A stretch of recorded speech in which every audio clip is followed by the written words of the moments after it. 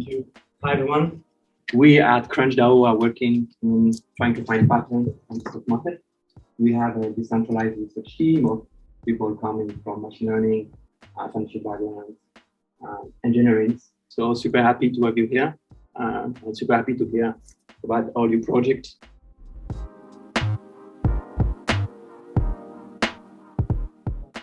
Well, I just wanted to say thanks to everybody here that made this happen. It's like really, really cool to see these things materialize out of thin air.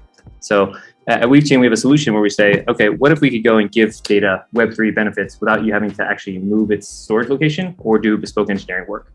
So our Weavechain nodes connect directly to any database. We support 20 different databases like Postgres, Mongo, whatever you want, or we ingest data via a listener pattern. And then what we do is we put a hash of that data on whatever blockchain you want. And the fun thing about Weavechain is that we go and have this audit trail all along the way, where we are not only hashing the data to the blockchain, but we're actually also hashing the compute algorithm to the blockchain, so that we can certify that this result was actually generated from this raw data with this algorithm applied to it. So we think this is a nice step towards attacking one part of the replicability crisis by creating this computational lineage.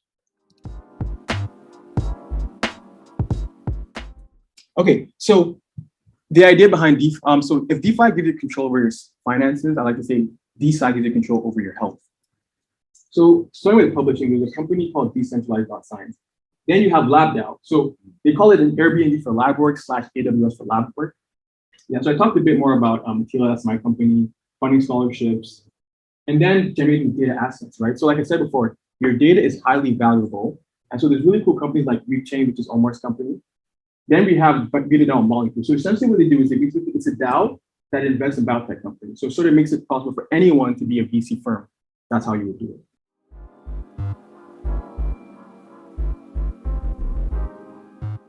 it. So DeSci nodes. This is an example of a node. So I'll try to show you live if everything goes well. Probably here, yes. So this is the actual node. You see that being mine, I can also edit it. And the cool thing is, okay, you can add comments here, and you see that each comment is associated to an IPFS link. You can associate to the paper a set of objects. And you see here in the current, for example, there's this script. This is naturally associated to a GitHub public repository. Okay, cool. Yeah, so so these are just a couple of first thoughts about how we can actually use impact certificates in the context of science. Science is a public good, which means that traditional market mechanisms wouldn't be efficient in providing enough science. And so then the question is, so what's in it for the various players in the system? So for the impact funders of the retroactive rewards, ultimately what I would argue is that